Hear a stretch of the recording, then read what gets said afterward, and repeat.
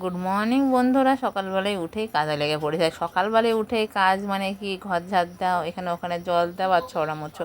আর আমার ঝাড়ঝুড় সব হয়ে গেছে, আর নিকাতে চলে এসেছি। এবার নিকি টুকি সব জায়গায় মোছা টোচা হলে বাসন কটা মাজতে চলে যাব। আর এমনি বাসনগুলো মাজা হয়ে গেছে, হাঁড়ি কড়াইটা মাজা হয়েছিল না, সেই জন্য হাঁড়ি কড়াইটাও মেজে নিচ্ছি। তারপরে সকালবেলায় উঠে স্নানও করে নিয়েছি। স্নান করে উঠে স্নান করে নিয়েছি, হ্যাঁ, স্নান করে উঠে এই যে জামা কাপড়গুলো ছিল, সেই জামা কাপড়গুলো ঘরে সব গুছাতে লেগেছে। যে ঘরটা গুছিয়ে আজকে তো চাদ্দ আছে, সেই জন্য রান্না বসবে না চাদ্দ যতক্ষণ না হবে, সেই জন্য ঘরটা গুছাতে লেগেছে। আর ছেলেকে বললাম তুই তাহলে শান্তি জলটা নিয়ে আয়গা। আর সেই জন্য ঠাকুর বাড়িতে চলে গেছে শান্তি জল আনতে। তার মধ্যে আমি এইগুলো গুছিয়ে, এই ঘর গুছিয়ে ওই ঘর গুছিয়ে একদম পরিষ্কার পরিচ্ছন্ন করে ছেলেকে মানে এত দেরি হচ্ছে ভেবে আমি রাস্তায় গেলাম। রাস্তায় গিয়ে যখন দেখলাম আসছে না, বাড়িতে এসছি, তখন দেখছি একটু পরে চলে এসছে। আমি বলছি দিয়ে একটু শান্তি জলটা মাথায় দিয়ে, একটু শান্তি জলটা মাথায় দিয়ে বলেছে বলি, এই দেখো, ওই দেখো মাথার মধ্যে ঢেলে দেবে, দেখবা, ওই দেখো। তাহলে ভাবো, তারপরে আর কী খাবো, ভাত তো করতে হয় না, সেই জন্য সকালবেলা চারটে এখনও বসেও নি। সেই জন্য ওকে বললাম যে একটু চিড়ি দিয়ে আম দিয়ে আর দই দিয়ে খেয়ে নে। আর ও সেই জন্য চিড়ি দিয়ে আম দিয়ে দই দিয়ে খেতেও বসে পড়েছে। আর আমিও খেতে বসে পড়েছি। আমি বলছি আমিও একটু খেয়ে নিই, তাই বলে সে এনে খেয়ে নিচ্ছি। বাড়ির মানে পাশে চার ধরে, তাহলে তো কিছু খাওয়াই যায় না, অনেক দূরে তো, সেই জন্য কিছু খেয়ে নিলাম। তারপরে আমার ননদের নাতনি চলে এসেছিলো, ও ম্যাগি খাবে, সেই জন্য ওকে ম্যাগিও বানিয়ে দিলাম। ম্যাগি ট্যাগি বানিয়ে দিই। তখন কটা বাজছিলো, 4টে বেজে গিয়েছিলো, 4টে সাড়ে 4টে বাজছিলো। ছেলে তারপরে পড়তে চলে গেছিলো। এখনও 4টের দিকে পর আমার দিদার বাড়িতে একবারে খেয়ে নিই, কি পড়তে এরকম তো রান্না এখনও চলেনি। আর তারপরে আমি স্নান ধান করে একবারে রান্না করতে চলে এসেছি।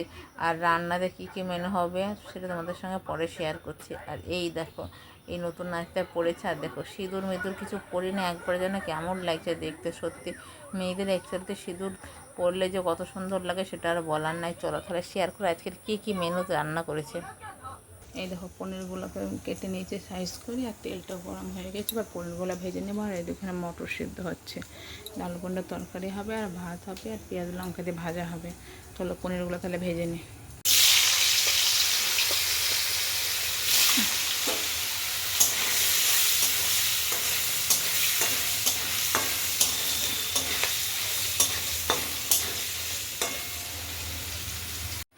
তারপরে রান্না বান্না সেরে একবারে নাইটি মাইটি চেঞ্জ মেঞ্জ করে আগে সিঁদুরটা করে নিই। সিঁদুর পরলে পরে গা ভাত খেতে হয়, এই জন্য আগে বললাম একটু সিঁদুরটা ঠেকে না, একটা টিপ করে নিয়ে পরে কানের মানের পরবো।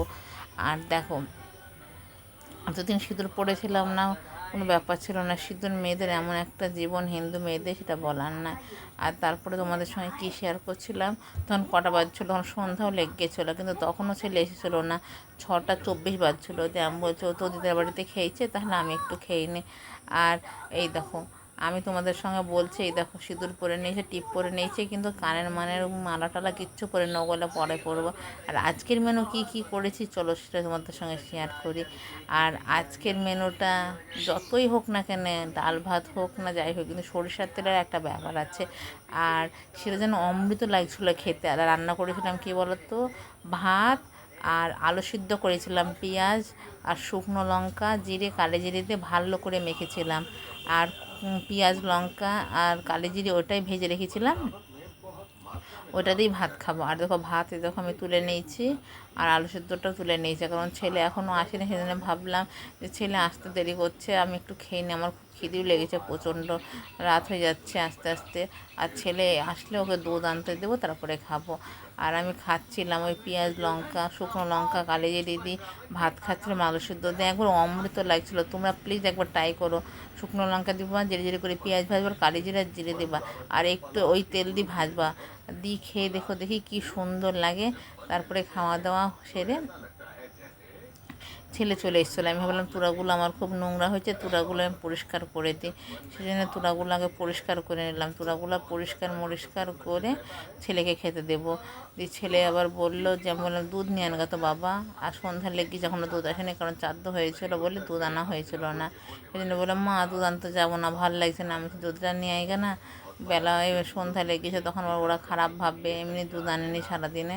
তারপর ও দুধ আনতে গেলো, দুধ টুধ এনে ওই দেখো দুধ নিয়ে ঢুকছে। আর দি বলছে মা, ও তো প্রথমে বলছিল মা দুধ পায়নি, তখন ওদের কুকুর ছিল তো, কুকুর দেখে ভয় করে বললো খেয়েই যাবো।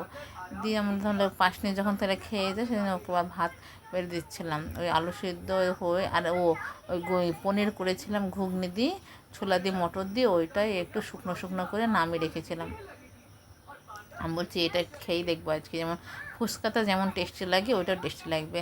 আর এই টাক করে ভিডিওতে আসতে চাইছিলাম যে মা টাক করে ভিডিওতে নেবো না। আমি বলছি কী হয়েছে, মারা গেলে টাক করবে, এটাই নিয়ম, এটাও জগতের নিয়ম, এটাতে কোনো কেউ হাসা মানে কিচ্ছু করবে না। তারপরে ছেলে দুধ মুধ এনে আমি ওই তুরাগুলো পরিষ্কার করতে লাগলাম। তুরাগুলো পরিষ্কার করা পর্যন্ত আজকের ভিডিওটা রাখলাম। কাল আবার নতুন ভিডিও নিয়ে তোমাদের সঙ্গে আসছি। বাই বাই বন্ধুরা।